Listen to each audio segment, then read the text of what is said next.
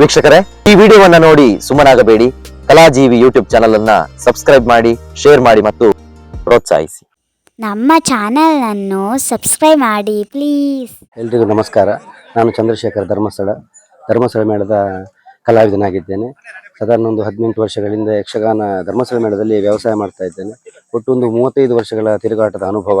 ಆದರೆ ಇಂತಹ ಒಂದು ಉತ್ತಮವಾದಂತಹ ಕ್ರೀಡಾಕೂಟದಲ್ಲಿ ನಾವು ಭಾಗವಹಿಸುವುದಂದ್ರೆ ಇದು ನಿಜವಾಗಿ ನಮಗೆ ಸಂತೋಷದಾಯಕವಂತಹ ವಿಚಾರ.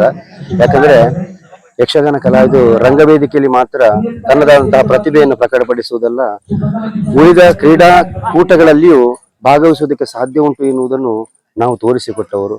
ಮಾತ್ರ ಅಲ್ಲ, ಇಂತಹ ಒಂದು ಕಾರ್ಯಕ್ರಮವನ್ನು ಆಯೋಜನೆ ಮಾಡಬೇಕಿದ್ರೆ ಅದರ ಹಿಂದೆ ಎಷ್ಟು ಶ್ರಮ ಉಂಟು ಎನ್ನುವುದು ನಮಗೂ ಗೊತ್ತಿದೆ. ರಾಮ್ ಪ್ರಕಾಶ್ರಂತಹ ಒಂದು ಉತ್ತಮ ಕ್ರೀಡಾಪಟುವಾಗಿ ಅವರು ಇಂತಹ ಒಂದು ಕಾರ್ಯಕ್ರಮವನ್ನು ಆಯೋಜನೆ ಮಾಡಿದ್ದಾರೆ. ಅದಕ್ಕೆ ಬೆನ್ನೆಲುಬಾಗಿ ಅದೆಷ್ಟು ಮಹನೀಯರು ಅವರಿಗೆ ಸಹಕಾರವನ್ನು ನೀಡಿದ್ದಾರೆ. ಮಾತ್ರವಲ್ಲ, ಯಕ್ಷಗಾನ ಕಲಾವಿದರಿಗೆ ಇಂತಹ ಒಂದು ವೇದಿಕೆ ಸಿಗುವುದೆಂದ್ರೆ ಬಲು ಅಪರೂಪ.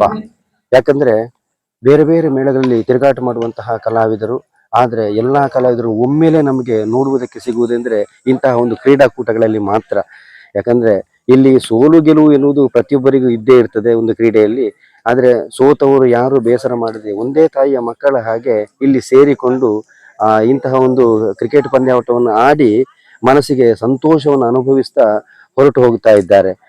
ಇಂತಹ ಒಂದು ಕಾರ್ಯಕ್ರಮ ಮುಂದೆಯೂ ನಡೀತಾ ಇರಲಿ, ನಾವು ಭಾಗವಹಿಸುವುದಕ್ಕೆ ಖಂಡಿತ ಬರ್ತೇವೆ ಎನ್ನುವ ಹಾಗೆ ಹೇಳ್ತಾ ನನ್ನ ಮಾತಿಗೆ ವಿರಾಮವನ್ನು ನೀಡ್ತಾ ಇದ್ದೇನೆ. ನಮಸ್ಕಾರ.